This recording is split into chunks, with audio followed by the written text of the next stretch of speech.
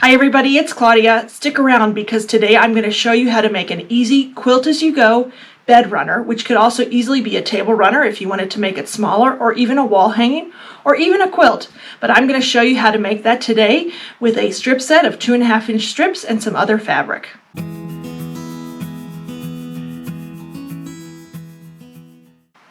Some of you may already know I am an Island Batik brand ambassador, and each month I bring you a project that we're assigned to do. They send us fabric twice a year. They send us 2 big boxes twice a year filled with fabric and batting and thread, all kinds of goodies. So this month is March, and they gave us, basically it was a free challenge. We could do whatever we wanted. So I decided to use the gorgeous new strip set of fabric. It's called Exuberance. And I'm going to show it up on the screen. It was designed by Deb Tucker Studio 180 Designs. It is gorgeous, really rich, lush, dark jewel tones. Maybe not all, they're not all dark, I shouldn't say that, but just some gorgeous, gorgeous fabrics. And I used every single one of the fabrics in the line. There are 20 fabrics in the line. And the strip set, you get 2 strips of each of the fabrics. I think there were 40 in total. Yeah, that makes sense because there are 20 fabrics and there are 40 strips. And in some of, I'll show you how I do this bed runner. This is the bed runner here. It is so big and long that I can't show you the whole thing. But I will take it down. Here, I'll take it down so you can hear me, so you can. And then here's the other side. I'm going to show you some pictures too of it on my bed. I have a king size bed. We have a king size bed. And there you go, you can see some more just absolutely gorgeous fabrics. And for the black background, for the sashing, I use something, it's from their foundations line, from Island Batik's foundations line. It's called Black, and it's wavy dots, and they have it in various colors. The reason I wanted to use black with this is, again, I'm showing you some pictures on the screen. This fabric to me just looked like stained glass, and I thought that black would make those colors pop. And personally, I think they really do. I'm really happy with the way this bed runner turned out. It's a big bed runner. It measures 20.5 by 104.5, I think it is, about, give or take. And there is sashing. I'm going to show you not only how to put the individual blocks together. Let me see if I can show you one. It's an awkward piece, just because of the length. And then I'm going to show you how I join my quilt-as-you-go blocks. I do it maybe a little differently than some people. I find this way easier for me personally. If you already know how to do that, that's great. You can join them however you want. And again, this pattern is so flexible. You could make this a wall hanging. You could just make one of the blocks if you wanted to. Or you can make it a shorter bed runner, or even a table runner, that kind of thing. To make my bed runner, again, I used the strip set from Island Batik for their Exuberance. It's a new fabric line that is in stores now. It is designed by Deb Tucker Studio 180 Designs. I used, for the batting, I used Hobbs Batting Thermore. It's a nice thin but warm batting, and it worked perfectly with this. It has a little bit, I don't know how to explain it, just a little bit of stability, not stability, they all have stability, that's not the right word I'm looking for. Just the drape of it, that's probably the better word. The drape of it is perfect for a bed runner. It just looks really nice, and hopefully you can see that better on my bed. To piece it, I used Aurifil thread. I used a blue that I had, like a sort of a tealy blue, I thought would be really pretty, because you can also, of course, because it's quilt-as-you-go, you can see it on the back. I haven't cleaned all that up yet. I didn't trim off all my strings. I need to do that. But I used Aurifil thread for it. And as always, in my machine, I have Schmetz needles, which work perfectly with my machine, and they work perfectly with this Batik bed runner. I'm going to put all the measurements up on the screen. You'll see those throughout, but you can download this pattern over on my website, www.createwithclaudia.com.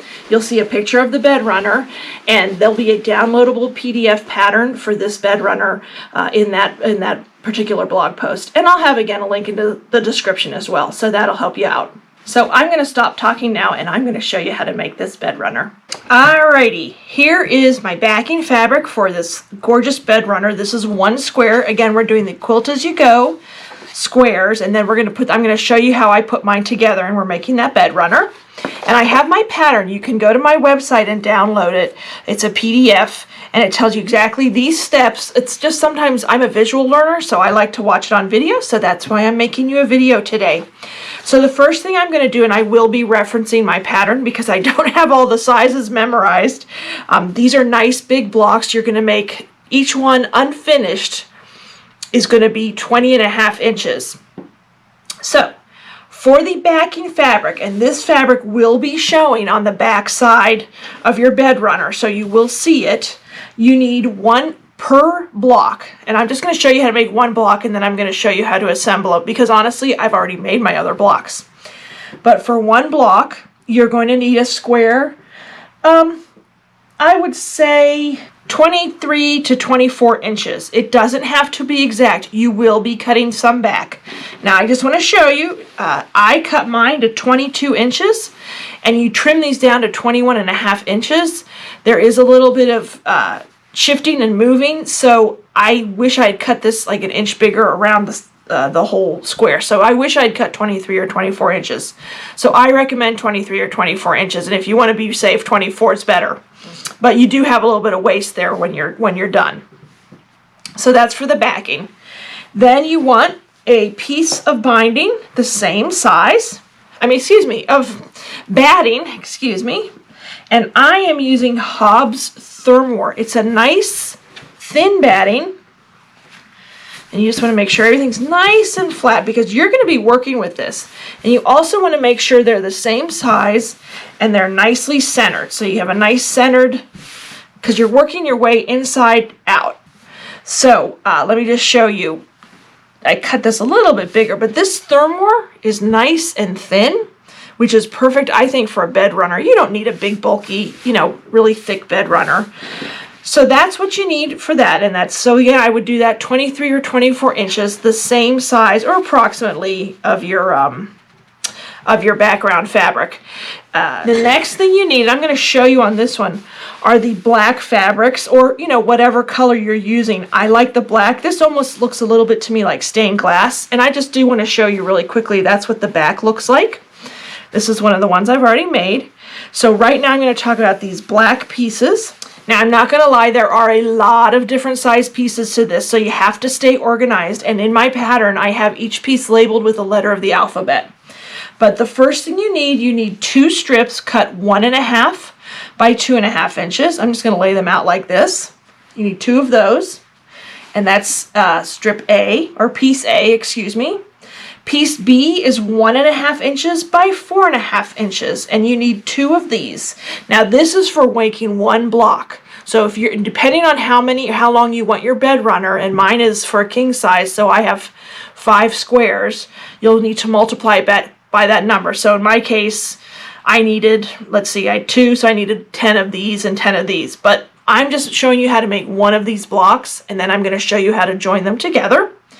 So again, you need 2 strips B, piece B, 1.5 by 4.5 inches.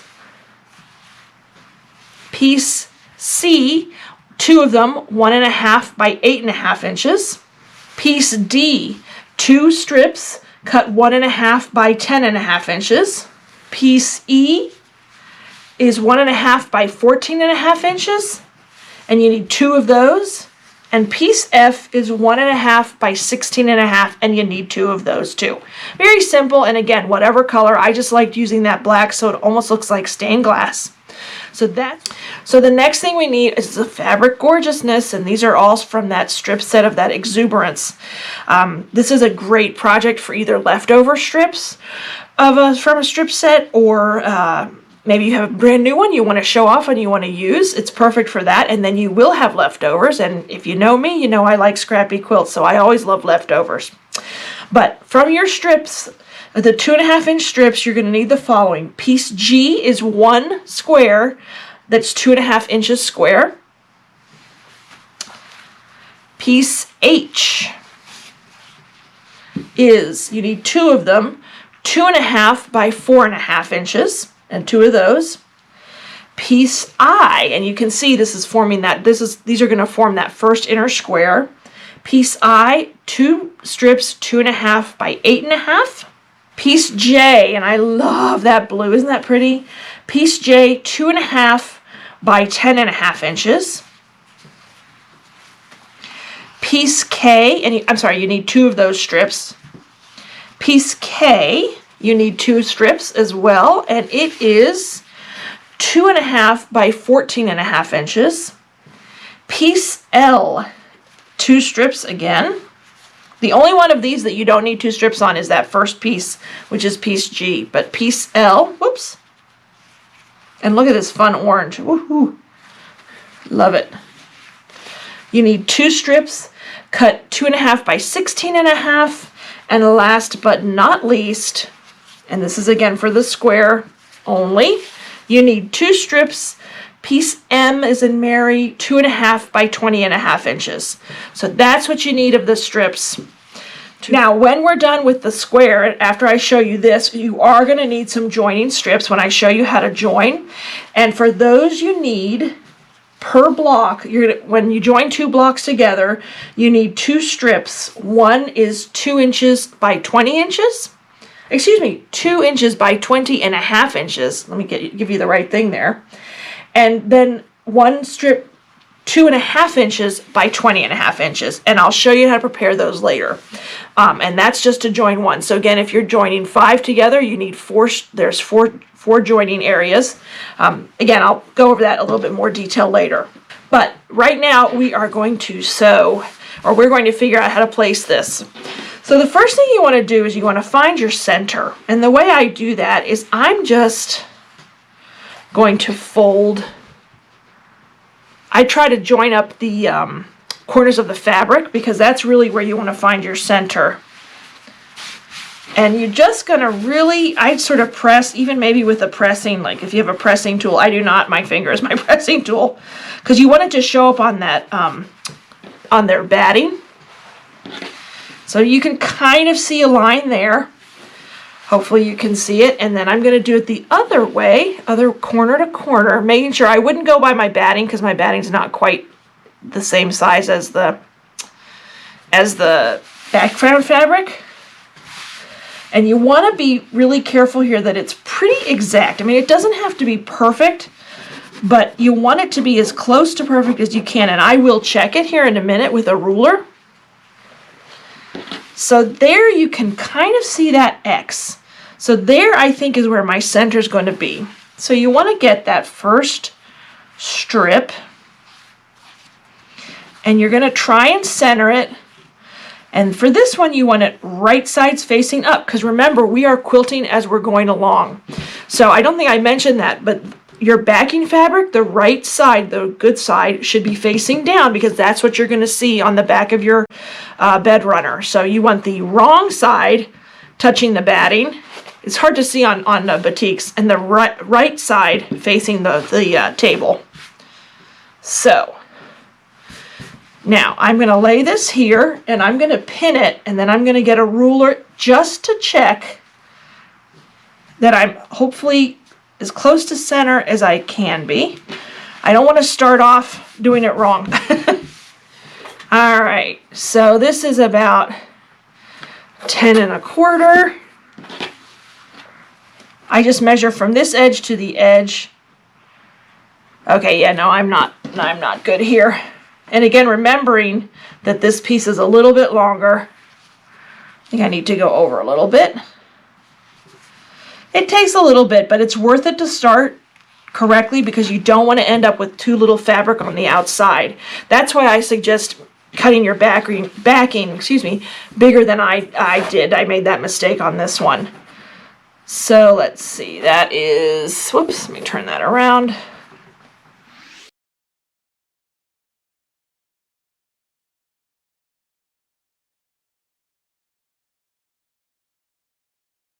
Okay, took me a little bit longer than I thought it would.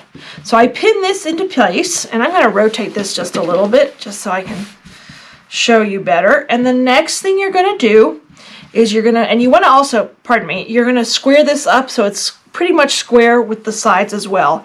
And again, I'm being extra careful because I cut my backing square a little too short, but that's okay. Okay, so the next thing you want to do is you're going to add those black strips. You need those This would be piece A. You're going to add one on the top and one on the bottom, and this is where that quilting as you go starts to kick in. Basically, actually I'm going to start on the side here. I can rotate it. You're going to line these up right sides together. Remember that piece G is right sides up. Line it up, and you're going to sew a 1/4 inch down the right side, just like you're doing a regular seam. But what happens is, because you're sewing through all of this, you're also quilting. So you're basically, again, quilting as you go along, which is really nice. You don't have to go back and quilt anymore if you don't want to. Watch the pin. I'm going to go ahead and do that on this side, and then I'm going to do the other one on this side. And again, this will be right sides together, 1/4 inch seam allowance. And then I'll show you what I do next.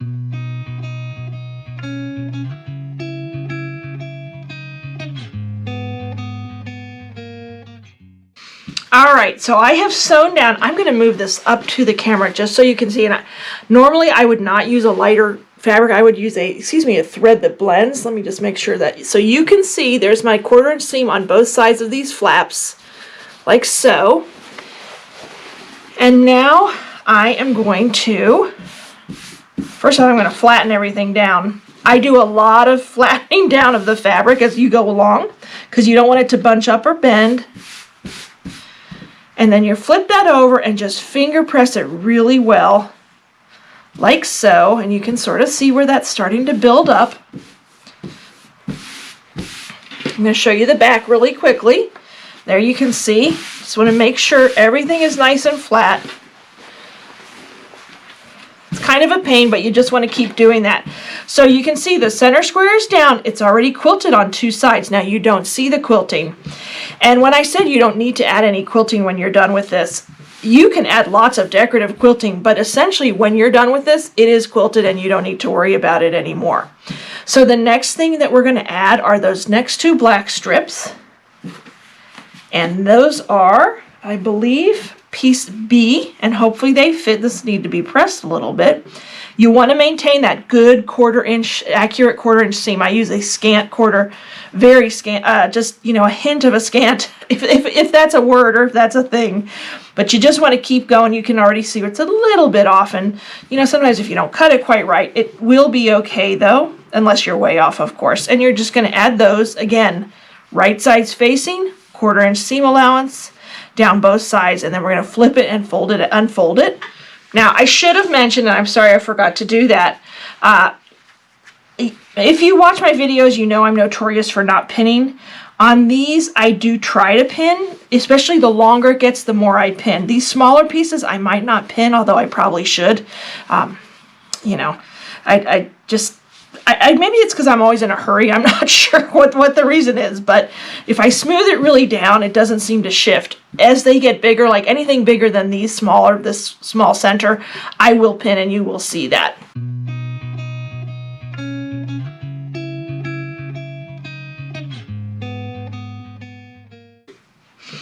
All right, here we go. I'm going to flip these out now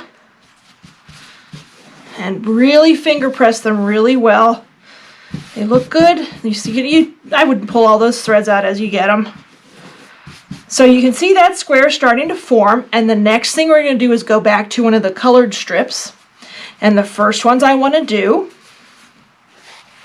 whoops, get them all tangled up here, are the piece H's, and you should have 2 of those. And again, right sides together. And you're going to sew one on the bottom and one on the top. I like to keep mine, these 2 are the shorter ends, and these are the longer ends. You can't really see it on here because of the black. So I like to keep going that way. So I would keep the shorter strips here and then add my longer ones on the sides. But this time I probably will pin because it's a bigger strip. Depends on my mood and how how much of a rush I'm in. I know that sounds horrible. But yeah, it just depends. But I think for this and for demo purposes, I'm gonna pin. I'm gonna be a good girl and pin. So I'm gonna flatten it out again. You just gotta keep flattening it out as you go along because you don't want anything to get caught in the back or like a wrinkle in the back. So I'm gonna do that on this side and this side again, right sides facing, 1/4 inch down.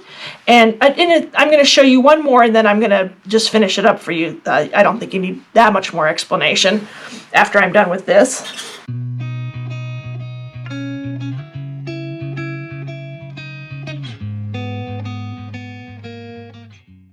All right, so let me get this pin out of here. We've done these two shorter sides. And there we go. They all fit pretty nicely. One thing I did forget to mention, I do trim as I go along all those little threads, you know, just extra threads. You know how they get caught and then they end up showing through the seams. So as I go along, I do like to trim when I get a chance. And then the next thing you're going to do is add the neck strips to form this square. And making sure you put the right sides together. And now see how long it's getting? So I will definitely, this is piece, let me make sure I'm giving you the right piece. This is piece I. So I will definitely pin this. And I will go ahead and pin the second one just to save time. Sometimes it helps to move it so I can see it on the right side. All right, now I'm going to go sew those two sides down.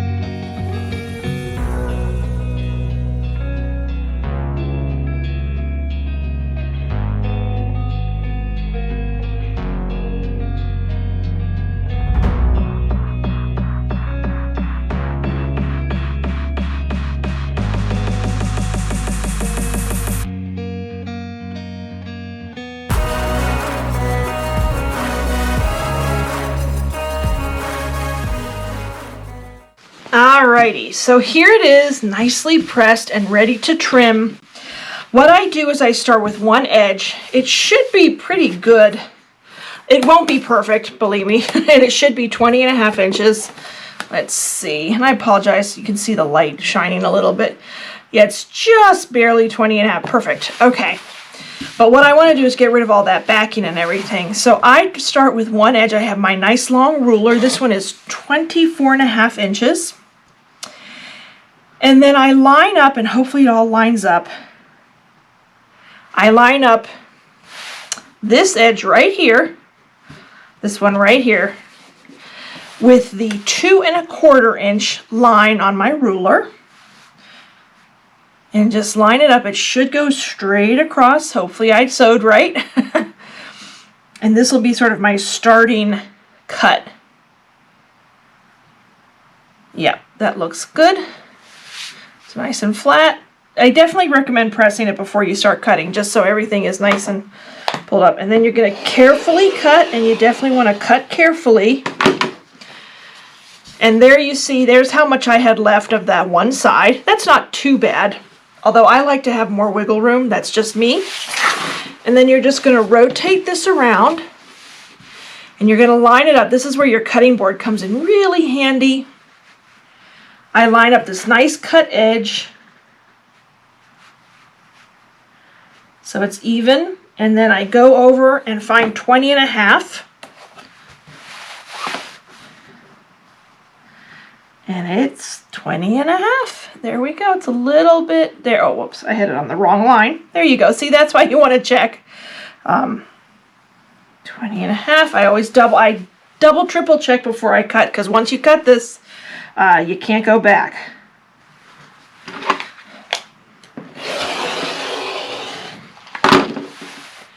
And there you can see how much was left on this side. See how tight that was? I would not normally. That kind of freaks me out a little bit. I would want some more wiggle room than that. And now you're going to rotate it this way. You're going to line it up on here. And you can use your ruler to square it up a little bit more. And then, of course, you're going to do that again where you put your 2¼ on this edge. Right along here, right along that, where the orange meets the black. And it should be okay. This is just how I do it. And then I line up where I cut. Make sure on the ruler it's also even along here. That way you know it's squared. And now we're going to cut. And the last one, this is the easiest one. Although I will say it's also the scariest because you want to make sure everything's lined up. And everything's so far so good. Just line it up here, find your 20.5. Make sure it's all straight along here and along there.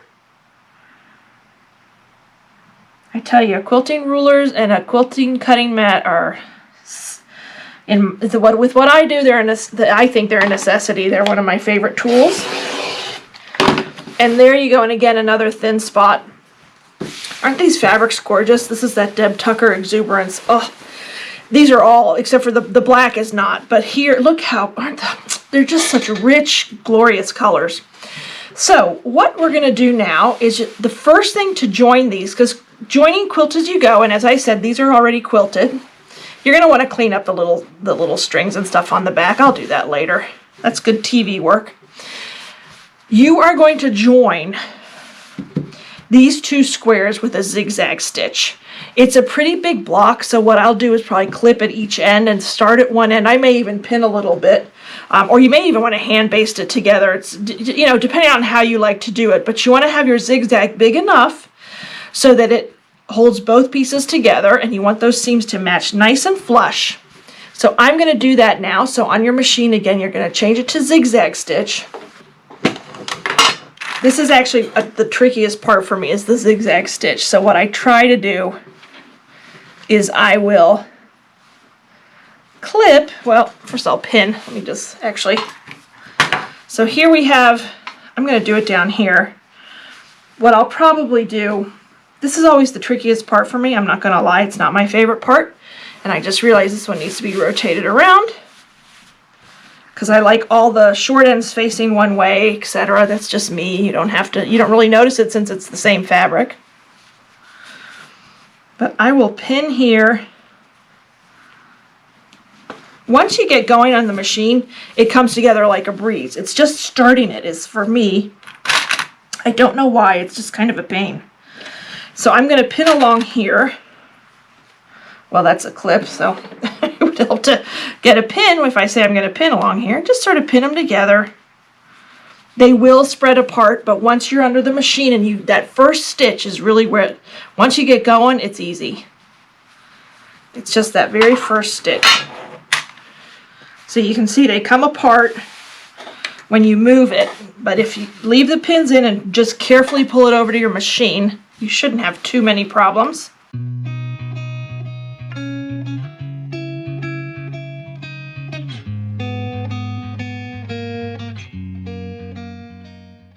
Alright, so here I zigzagged it together, and you will note, if you have an eagle eye, and I do get, some people notice everything on my videos, which I think is amazing. It shows they're really paying attention. I'm going to show this up close, but if you will note, I actually did the zigzag twice, and that's because the first time I did it, I forgot to turn my camera on. So it would help if I actually showed you what I was doing. But let me zoom in closer. Let me show you up close. You can see where I just zigzag down, and you catch both sides. Hopefully you can see that okay. It's not focusing real well. And you just go down the whole thing. It's not beautiful, but we're going to cover it up. So that's how I do this. Different people do different ways. If you know quilt as you go and you know how to join them, you might want to do your way. This is just the way I like to do it. So the next thing you're going to need are those joiner strips. And let me pull those out and I'll tell you the size of those again. So these are the strips that I'm going to be using, but I'm going to demonstrate how I make these with this lighter color. It's easier to see than the black. So let me move the camera around a little bit. For the joiner strip, for each one of these joining areas, let me just show you really quickly. For each one of these joining areas, you're going to need one strip that's 2 inches by 20.5 inches. And one strip that's 2.5 inches by 20.5 inches. And to prepare your strip, you want to do the following. Here's your 2.5 inch strip. Okay, like so. First thing you do is you're going to press it wrong sides together and form just like a tube, like a half. Just fold it in half with the long edges joining, meeting nice and flush. Press it really nicely, and that's going to give you a nice center line. And then what you're going to do is you're going to bring in each side of the long edge, fold it up to that center seam, or the center fold, excuse me, and press. I do one side at a time. So your piece is going to look like this, basically. It's just pressed, fold it open, but now you have two nice finished edges, and then I'd give it a nice press on the top to get rid of that center seam that you don't need anymore. But this is how I prepare those two joiner strips. All right, my friends, here we go. This is now, we're going to cover up those zigzag strips. Unless, of course, you like the zigzag. That's, hey, there's another way to join it. If you're real good at decorative stitching, I am not. So I need to practice that. So I like to cover that up. But, you know, if you like it and you maybe you could make a real pretty decorative stitch. That's up to you. But I like to cover it. I also think in this case, it adds a really fun, it's like another sash in between that sort of mimics the blocks in my case. But you want to take the more narrow strip, and I use glue. You can also pin it. It's up to you. Glue is just easier for me, and I can line it up. And I just have this water-soluble fabric glue. Whoops, as I throw the top around. And you are just going to glue the underside. Hopefully I have enough here. You don't need a whole lot. You just want enough to tack it down. I'm going to get some on my cutting board. Let me get something underneath this really quickly. And you're just going to glue a little bit down, as much or as little as you want. If you do paper piecing, you know, and you use glue for that, that's a great glue for this as well. This has string all over it now. You don't want too much. And again, this is water soluble. Needle goes right through it. I love this stuff. And now, let me move this out of the way. You are going to center it on this seam, so you're covering, and again, this is the more narrow seam. This is piece P in the, let me make sure that I'm telling you the right thing. Yeah, this is piece P, and you want it edge to edge, see how it matches, and you want to make sure that that zigzag, and you can look at it sort of here on the edge, that that zigzag is right in the middle, and just press it down. Okay, because you're going to sew. So that, now, too bad you can't just leave it there, but I will sew it down because this is water soluble. This is not permanent glue. And then you're going to get the thicker one and do the same thing.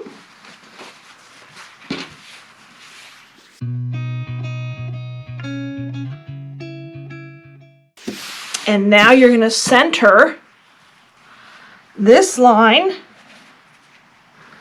on the back. You want, again, this is the wider of the two strips, goes on the back, and you just want to make sure that that center seam is right on the seam and it's nice and straight. You might have to adjust it a little bit. I check both ends, and I'm going to smooth this down like so. I'm going to check both ends. This one's off just a wee bit. And the reason the top one is a little more narrow, and just see, that one's better. I don't know if you can see that. Let me hold it up to the camera. When I sew on the top, it's going to catch that bottom edge, which is really nice, and that's what I want. I want the bottom, the top and the bottom to be caught by my top stitching. And in my case, I'm going to use black thread so you don't see it on this black fabric. And you hope that you catch all the edges. One thing you can do is go down. You can kind of feel the back, and like right now I can tell that the back right here is not gonna go. It's off just a little bit right in the middle. I might want to move it over just a little bit. You want to work a little faster just another way to feel that that fabric's right. You might have to peel it back and just recenter it a little bit more. Not a big deal. All right, and that glue should still hold. You just want to make sure that on both sides, what I do is I sew like a real scant 1/8 of an inch down each edge, just to get a nice solid attaching seam like that. And I'm just going to sew down this one, and again the narrow one is on the top, the wider one's on the bottom, so I can catch it, and now I can feel, you can kind of feel that wider strip on the bottom. And again, just an 1/8 of an inch on each edge. I'm going to sew this in black, so it's going to be kind of hard to see, but just right along there.